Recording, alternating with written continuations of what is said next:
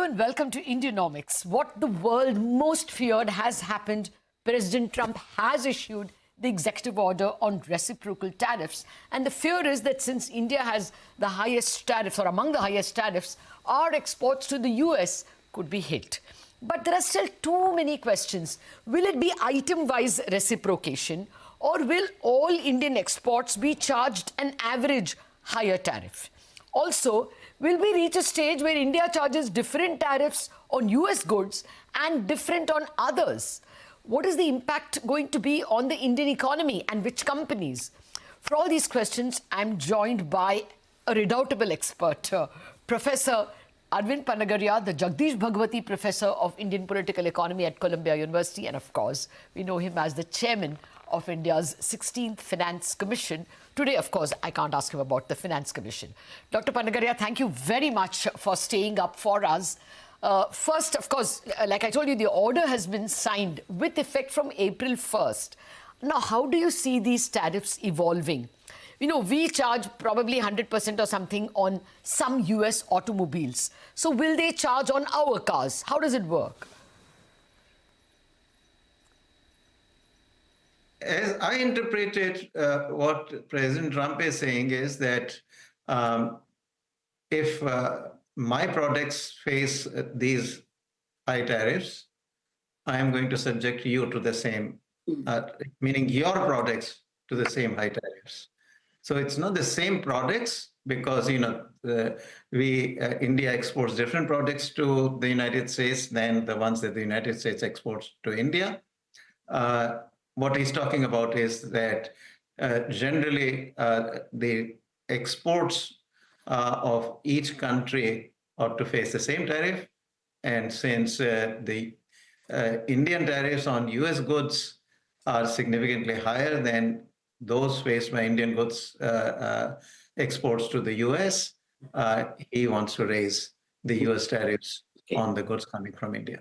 Okay, we probably all of us have understood it that way, and some economists have calculated that India's average import duties on US goods is 9.5%, while US charges 2% on our exports. So should we assume that US will charge 9.5% on all our exports? Doubtful, because this is going to be product by product. You know, certain products coming from the US into India face much higher tariffs than 9.5%. And so certain products going out of India into the US may similarly face significantly higher tariffs than 9.5. Okay. So maybe we will only slash on cars and Harley Davidson and maybe Jack Daniels. We don't know. But, you know, Dr. Panagariya, I have a stock market audience listening to me.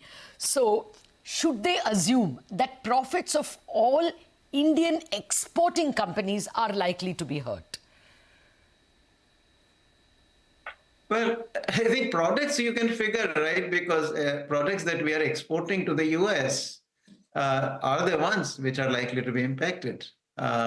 Which ones will be impacted, how much, that I don't think we can know. I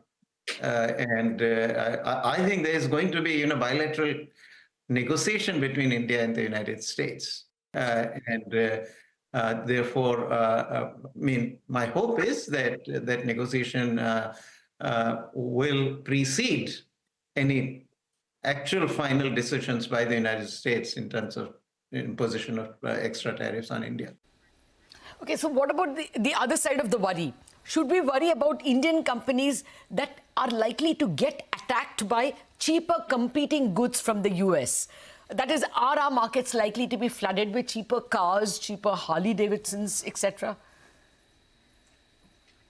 Well, that depends on what the negotiation is, Latha, because, you know, whether India agrees to lower its tariffs or, you know, there is a retaliatory kind of action, that all will depend on how the negotiation goes. I mean, at this point, I would imagine that all options are open. Okay. If the United, you know, one possibility is that US gives us some good market access and we give US good market access. Uh, this is a win-win. In this case, we are lowering our tariffs on the US goods, and US is lowering some of the tariffs on what we export to the US. Um, that's a win-win. But it may also happen that the two countries can't come to an agreement, and then each country ends up actually imposing higher tariffs on the other. No, I agree. We have to wait till April 1st. But, the stock market likes to take an advanced position. So can we conclude that exports, textile exports, we export a lot of textiles to the US. Can we conclude that those companies may be impacted? Right. And this is where it seems to me that, a negotiation that brings down actually the tariffs in our country on the US products, and also brings down tariffs on our products in the US would be a win-win. This is where, in fact, on products like apparel, we could even get some treatment under the GSP, the Generalized System of Preferences, from the US. That will be perfectly legitimate thing for the US to do. And in turn, we could lower our tariffs on some of the goods, if it is automobile, for example. I think reducing tariff on automobile is in our own personal interest. I mean, I've long argued that automobile has been protected for long enough, for 75 years. And in any case, such high tariff protection is only at the expense of our own consumers. In the end, for a car like Camry, consumers in India pay probably 1.5 times the price that prevails in the global marketplace. If you buy the same car in the United States or Japan, it will be probably 1/3 less than what the customers in India are paying. So we also need to make our car industry more competitive, more productive, more efficient. And so in this sense, I think, if the bargain is something along those lines, where we have excessively high tariffs, I think we'll win by seeking access at lower tariffs in the US market for our goods like textiles and clothing. And we'll also benefit actually from our own liberalization on products like the automobiles. No, actually, I'm very happy that you alerted us to this. Otherwise, the markets could have gone ham-handed after textile exports or something like that. Actually, we could be advantaged if the negotiation gives us that generalized system of preferences access to US markets. Okay, now one more industry I want to ask you that it comes to the mind is pharmaceuticals. Will our pharma companies be in danger of having to lower their prices or lower their exports or lower their margins? Obviously, there is a vulnerability there because these exports are also large. And so therefore, the scope for damage is large. And this is why I think, we should go in with a very open mind, and also keeping in mind that at the end of the day, there is some adjustment that will happen if we were to liberalize some of our products as per the demands of the United States in exchange for lower tariffs or avoiding higher tariffs in this process. Okay. But we should go in, with the open mind and with the understanding that in the end, after some adjustment, as per our own past experience, the industry will come out stronger. Manufacturing will come out stronger. Okay. Now, one more worry I have is, if we lower tariffs for the US, do we have to lower it for all countries? For instance, I was speaking to the Amul managing director. We now have 60% tariff on skimmed milk powder. If we lower it, other countries like New Zealand can dump milk powder on us. So can we have separate tariffs for the US and another one for other countries?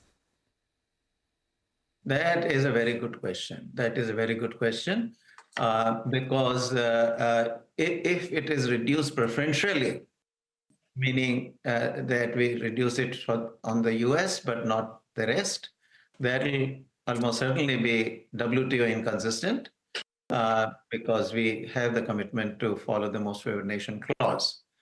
Now, this is where things get a bit complicated. We'll have to see what the US itself does.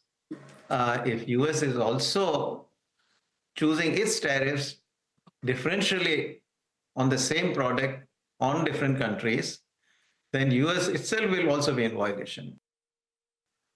And at that point, we'll have to think exactly how do we want to proceed. And this is where some political economy will matter also. Generally, trade economists would say that even if the United States does it non-differential, does it kind of in a discriminatory way, we should still sort of perhaps stick to the non-discriminatory way of doing it. Because it has an advantage, because then you get your product from the cheapest source. You see, so there is that advantage, but at the same time, part of their bargain may be that the US wants us to reduce preferentially on US alone. Yes. So it's very much going to depend on what kind of negotiation takes place. Now, ultimately today, unfortunately, this is a very unfortunate aspect of the global trading system, that the appellate body of the WTO is not operational. And in a way, therefore, countries are getting away with all sorts of WTO inconsistent measures. Starting from the original steel and aluminum tariffs by the United States during the first term of President Trump, to many of the then responses by the other countries and also the reciprocal tariffs that were imposed by the United States on China and by China on the United States. They were all discriminatory. And there's nothing very much, each country can go in and challenge the other on it. But in the end, there is no recourse because the WTO can at most appoint a panel. The panel may rule against you, but then you still have the right to appeal it to the appellate body. But there is no appellate body because there are not enough judges there. And therefore, in a way, the WTO system is not quite functioning in the way it is supposed to function. Countries can get away by taking actions that clearly violate the WTO rules, and yet there is no process available to remedy that. Okay. Oh, well, this is extremely informative, Dr. Panagariya. I have a few more questions on how this WTO thing will evolve.